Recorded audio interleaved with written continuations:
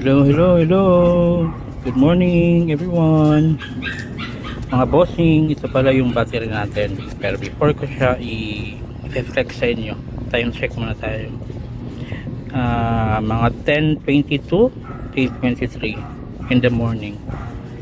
So mga bossing, ito ngayon yung battery na gamit natin. 16 pieces to siya na EVE LF100LA. Tapos ginawa nating 8S2P para maging 24 volts kasi 24 volts kasi yung system na pinapaandar natin. Ang isang battery pala ng EVE na to, brand new pala to natin nabili dati, 1 year plus na to. So ang isang battery, ang capacity niya nasa 105 to 107 Ah kasi tested kasi ito nang binili natin. So kada isa niyan nagre-range lang siya ng 105 to 107, 108 something Ah. So ginawa natin 8S2P. So naging 24 volts, 210 Ah siya. Tapos total 5,376 watt hour. So medyo ano yung mga wiring sa atin dito, pero makikita nyo dito paano natin siya ginawang 8S2P. So ito, kunin ko mga to. Ito yung main na negative natin, black. Ito main. Tapos ito naman yung main positive, red. So ito, dalawa to pinagtabi natin, same positive, negative negative, positive positive pinagtabi. So main negative natin, main positive, negative positive, negative positive, negative positive, negative positive, negative positive, negative positive, negative positive, negative positive. So ganun yung naging ano niya, yung takbo ng connection. Kita nyo, ganyan. So tigdala-dalawa considered as one cell siya kasi 8S2P, 2P, 2 parallel, 8 series. So 16 peraso, parang kinumbay natin tigdala-dalawa, so 8 na lang, 8S2P. So nakikita nyo dito meron nitong nilagay na, kasi ito iba dalawa ang ano niya, yung parang lalagyan ng bolt. So ito libre to kasama sa battery, pero since ginawa natin 8S2P, hindi natin siya mako-connect. So bumili pa tayo nitong pang-connect ng ano, ito separate to na bus bar, pinili natin yan. So gumamit tayo ng ilang bus bar, 1, 2, 3, 4, 5, 6, 7 bus bars, extra bus bars na hindi siya same dito, pero makikita nyo hindi siya medyo malpis lang din, pero kaya naman niyang i-handle. So ito yung original bus bar talaga, medyo makapal, pero ito manipis, pero kaya yan, hindi naman siya nagiinit. Makikita mo na hindi kaya pag medyo mainit or ano, pero okay yung system natin. Kinumpute ko to nung ginawa ko to, medyo ngayon nakakalimutan ko na yung mga figures niya, pero nung kinumpute ko to, kayang-kaya niyang i-handle lahat na ito, mga wires na to, kaya 8AWG, mga ganun, ilang amperes ang kaya niya, ganun. Alam ko yan dati, pero ngayon medyo na hindi ko kasi siya araw-araw ginagawa, kaya medyo nakakalimutan na natin, pero okay yan. So hanggat okay yan, ito yung SRNE 40 amps natin, ito yung nagcha-charge dito, isa sa tatlo, isa, dalawa, tatlong SEC, MPPT SEC, SRNE 40 amps. Ang nakakonect dito, dalawang 3 na 550 watts naka-series. So makikita mo ngayon, 40 amps to, 24 volts yung battery natin, 28.8 ang charging voltage na gamit natin, since lithium yun yung naka-default, 24 volts. Ito 32 amps, ganun ang takbo niya ngayon, ang harvest natin. So malaki yan. 32 times 28, magkano yun? Sa 10, 288 watts yun. Sa 20 times 2 times 3 times 3 plus, so mga almost 1,000 watts ang pinapasok nitong ito lang na to. Kasi pag 40 watts, 40 amps, perfect talaga siya na ano, yung 1,100 watts, dalawang tray na 550 watts saka series, so 1,100 watts. Pag naka 40 amps, minsan nagpo 40 amps yan, pag tutok talaga yung araw, yun 1,100 watts talaga yung pinapasok niya.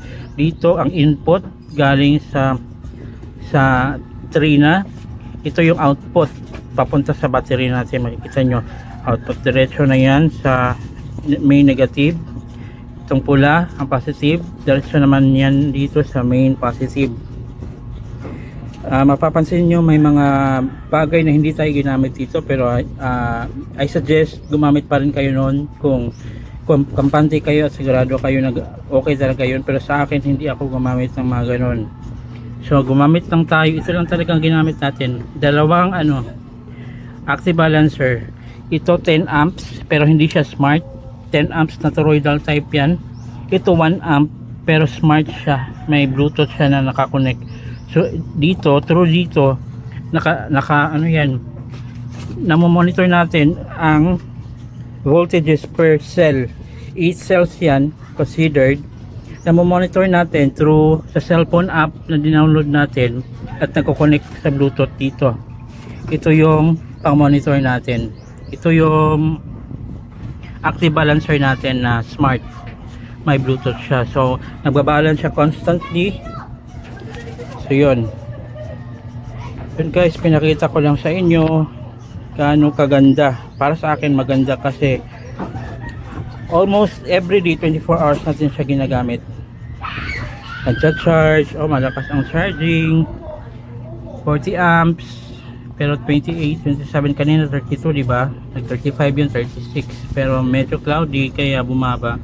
Ito namang isa natin, LJoy 600 watts yan, tatlong Buska 160 watts na ka-series ang nilagay natin dyan.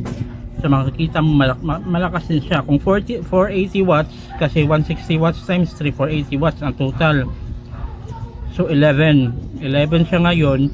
Kung tutok ang araw talaga, nasa 16-17 amps yan, pero since medyo cloudy na nga, bumaba na nga to, 32 to kanina 33, 11 siya, 0.712 mga ganun. So ito naman LJoy na 200 watt step up natin, isang piraso lang ang panel ang nilagay natin dito, 240 watts na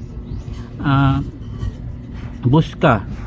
So nakikita natin dito 13.8 lang yung VOC na nade-detect ng LJoy 200 watts na to, galing doon sa Buska na 240 watts. But since step up to, nasa charge pa rin natin yung 24 volts natin na battery, kasi step up na to. Ang 13.8 ginagawa niyang 28.8, but since ang nakikita natin dito yung voltage ng battery natin currently, so 28.8 yung nilagay natin sa settings nito.